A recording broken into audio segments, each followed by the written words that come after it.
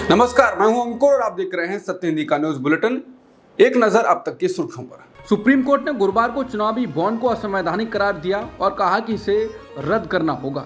Chief justice ने कहा कि भारतीय स्टेट बैंक यानी SBI चुनावी बॉन्ड जारी करना बंद करे। सुप्रीम कोर्ट ने कहा कि इलेक्टोरल बॉन्ड को अज्ञात रखना सूचना के अधिकार और अनुच्छेद 19(1)(a) का उल्लंघन है। जस्टिस चंद्रचूड़ ने कहा कि काले धन पर काबू पाने का एकमात्र तरीका इलेक्टोरल बॉन्ड नहीं हो सकता है, इसके और भी कई विकल्प हैं। जस्टिस चंद्रचूड़ ने स्टेट बैंक ऑफ इंडिया को राजनीतिक पार्टियों को मिले इलेक्टोरल बॉन्ड की जानकारी देने का निर्देश दिया है। सुप्रीम कोर्ट ने कहा है कि SBI चुनाव आयोग को जानकारी मुहैया कराएगा और चुनाव आयोग इस जानकारी को 31 मार्च तक अपनी वेबसाइट पर प्रकाशित करेगा। मुख्य न्यायाधीश DY चंद्रचूड़ की अध्यक्षता वाली 5 जजों की बेंच ने यह फैसला सुनाया है। चुनावी बॉन्ड को लेकर सुप्रीम कोर्ट के फैसले पर वरिष्ठ अधिवक्ता प्रशांत भूषण की प्रतिक्रिया आई है। उन्होंने मीडिया से कहा, सुप्रीम कोर्ट ने चुनावी बॉन्ड मामले में एक महत्वपूर्ण फैसला सुनाया जिसका हमारे लोकतंत्र पर लंबा असर होगा। कोर्ट ने बॉन्ड स्कीम को खारिज कर दिया है। बता दें, प्रशांत भूषण इस मामले में याचिकाकर्ताओं की ओर से कोर्ट में पेश भी हुए थे। प्रशांत भूषण बोले, इस स्कीम में ये नहीं पता लगता था कि किसने कितने रुपए के बॉन्ड खरीदे और किसे दिए। सुप्रीम कोर्ट ने इसे सूचना के अधिकार का उल्लंघन माना है।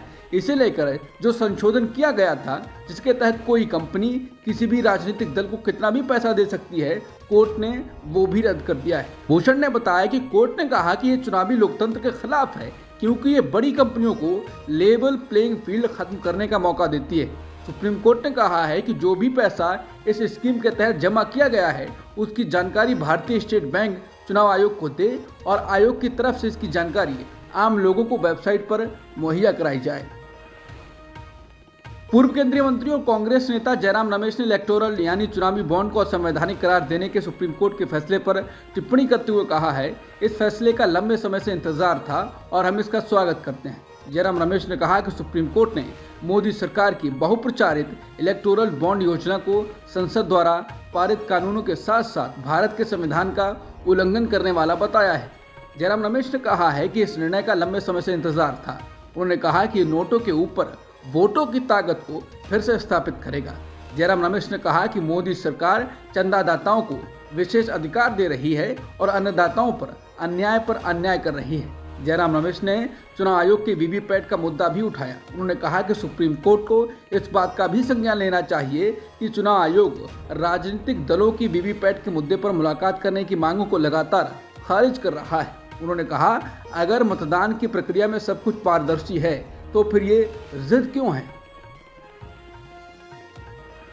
बीजेपी के वरिष्ठ नेता सुब्रमण्यम स्वामी ने कहा है कि मोदी को इस्तीफा देने के लिए कहना चाहिए, क्योंकि चुनावी बॉन्ड उनका पागलपन भरा विचार था और एक बड़ा घोटाला बन गया, जिसने भ्रष्टाचार से लड़ने के भाजपा के दावे को नुकसान पहुंचाया। उन्होंने कहा कि पार्टी की खातिर मोदी को इस्तीफा दे देना चाहिए। चुनावी बॉन्ड को सुप्रीम कोर्ट ने असंवैधानिक करार दिया है, लेकिन इससे सबसे ज्यादा फायदा बीजेपी को हो रहा था। सत्तारूढ़ भाजपा को 2022-23 में चुनावी बॉन्ड के माध्यम से लगभग 1300 करोड़ रुपए प्राप्त हुए थे, जो उसी समय में कांग्रेस को उसी मार्ग से प्राप्त राशि से 7 गुना अधिक था। चुनाव आयोग को सौंपी गई पार्टी की वार्षिक ऑडिट रिपोर्ट के अनुसार वित्त वर्ष 2022-23 में भाजपा का कुल योगदान 2120 करोड़ था, जिसमें से 61% चुनावी बॉन्ड से आया था। प्रशांत भूषण ने चुनावी बॉन्ड के जरिए आई रकम का खुलासा करते हुए कहा था कि केंद्र में सत्तारूढ़ दल भाजपा को अकेले चुनावी बॉन्ड के माध्यम से 5 साल में कम अवधि में 5000 करोड़ से अधिक का योगदान मिला है। चुनावी बॉन्ड स्कीम को लेकर कपिल सिब्बल ने कहा है, यह सरकार का एक प्रकार का स्कैम था। इलेक्टोरल बॉन्ड व्यवस्था से बीजेपी को बड़े स्तर पर डोनेशन मिल रहा था। बीजेपी इससे एक्सपोज हो गई है। न्यूज एजेंसी NI से बात करते हुए उन्होंने कहा, ये न केवल किसी राजनीतिक दल के लिए बल्कि लोकतंत्र के लिए भी आशा की एक बड़ी किरण है। ये पूरी योजना जो मेरे दिवंगत मित्र अरुण जेटली के दिमाग की उपज थी, वास्तव में बीजेपी को समृद्ध करने के लिए रची गई थी, क्योंकि हर कोई जानता था कि बीजेपी सत्ता में थी और चुनावी बॉन्ड योजना के माध्यम से कोई भी दान बीजेपी के पास आएगा। लेकिन दिलचस्प बात यह है कि इस चुनावी बॉन्ड योजना का चुनाव से कोई लेना देना नहीं था। अपनी मांगों को लेकर पंजाब और हरियाणा के किसान दिल्ली आने के लिए अभी भी अड़े हुए हैं। केंद्र सरकार उनसे बातचीत करने की कोशिश कर रही है। इसी कड़ी में केंद्र सरकार और किसान संगठनों के बीच आज फिर बैठक होगी। प्राप्त जानकारी के मुताबिक ये बैठक गुरुवार शाम 5 बजे चंडीगढ़ में होगी। बुधवार की शाम पटियाला के होटल में किसान नेता जगजीत डल्लेवाल और श्रवण पंधेर ने पंजाब के अधिकारियों से हुई बैठक के बारे में जानकारी दी है। दोनों पक्षों के बीच होने वाली ये तीसरे दौर की बैठक होगी। इसमें केंद्र सरकार की तरफ से 3 केंद्रीय मंत्री अर्जुन मुंडा, पीयूष गोयल और नित्यानंद राय मौजूद रहेंगे। इससे पहले दोनों पक्षों के बीच हुई 2 बैठकों का कोई नतीजा नहीं निकला था। अब इस तीसरे बैठक में कोई सहमति बनाने की कोशिश की जाएगी ताकि किसानों का आंदोलन खत्म हो सके।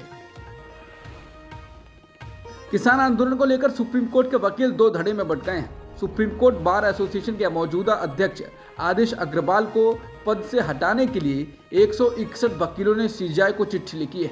बता दें कि वकील बार एसोसिएशन के उस बात से खफा हैं जब आदेश अग्रवाल ने सीजेआई को चिट्ठी लिखकर किसानों के खिलाफ स्वतः संज्ञान लेने की बात कही थी। किसानों ने पंजाब में 12 बजे से कई जगहों पर रेलवे ट्रैक जाम कर दिया है। राजपुरा रेलवे स्टेशन पर भारी संख्या में किसान मौजूद हैं। किसान संगठनों ने बुधवार को ही इसका ऐलान किया था। किसान शाम 4 बजे तक रेलवे ट्रैक को जाम करेंगे। इसके कारण आम यात्रियों को परेशानी का सामना करना पड़ रहा है। कांग्रेस ने गारंटियों को लेकर पीएम मोदी को फिर घेरा है। कांग्रेस पार्टी का कहना है कि नई गारंटियां देने से पहले इन गारंटियों का हिसाब दो। 2 करोड़ नौकरी हर साल, किसान की आय दोगुनी, काला धन वापस, महंगाई कम, हर खाते में 15 लाख, महिला सुरक्षा, 100 स्मार्ट सिटी, मजबूत रुपया, चीन को लाल आंख, न खाऊंगा न खाने दूंगा। राहुल गांधी ने कहा कि 10 सालों से झूठे सपनों का बायोस्कोप लेकर घूम रहे प्रधानमंत्री देश में ठगी का व्यापार कर रहे हैं। भाजपा सरकार मतलब झूठ और अन्याय की गारंटी, देश के सपनों के साथ न्याय कांग्रेस करेगी। मध्य प्रदेश से राज्यसभा उम्मीदवार को लेकर कांग्रेस ने सस्पेंस खत्म कर दिया। पार्टी ने अशोक सिंह यादव को अपना उम्मीदवार बनाया। अशोक सिंह मुख्य रूप से दिग्विजय सिंह के खेमे के नेता माने जाते हैं। वो ओबीसी हैं और खास बात यह है कि अशोक सिंह सिंधिया विरोधी रहे हैं। घोषणा के बाद उन अटकलों का दौर खत्म हो गया है कि पूर्व मुख्यमंत्री कमलनाथ को उच्च सदन में भेजा जा सकता है। 9 फरवरी को नई दिल्ली में पूर्व कांग्रेस अध्यक्ष सोनिया गांधी से मुलाकात के बाद कई दिनों से राज्यसभा सीट के लिए उनकी दावेदारी की अटकलें तेज हो गई थी। यूएई का दौरा करने के बाद पीएम मोदी अब कतर की राजधानी दोहा पहुंच गए हैं। पीएम मोदी ने कतर के प्रधानमंत्री मोहम्मद बिन अब्दुल रहमान बिन जासिम अल थानी से मुलाकात की है।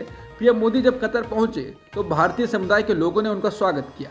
एयरपोर्ट पर भी पीएम मोदी को गार्ड ऑफ ऑनर दिया गया। पीएम मोदी का कतर दौरा ऐसे वक्त में हो रहा है जब कुछ दिन पहले कतर ने भारत के 8 पूर्व नौसैनिकों को रिहा कर दिया है। भारत और इंग्लैंड के बीच आज यानी गुरुवार को तीसरा टेस्ट मैच खेला जाना है। राजकोट में खेले जाने वाले इस टेस्ट मैच में कप्तान रोहित शर्मा ने टॉस जीतकर पहले बल्लेबाजी का फैसला किया है। टीम में सरफराज खान को मौका दिया गया है, वो अपना पहला टेस्ट मैच खेलेंगे। इसके अलावा ध्रुव जुरेल को भी टीम में जगह दी गई है। अब तक इंग्लैंड और भारत की टीम एक टेस्ट मैच जीत चुकी है। अब तक की सुर्खियों में इतना ही। बाकी खबरों के लिए बने रहिए सत्यहिंदी.com के साथ।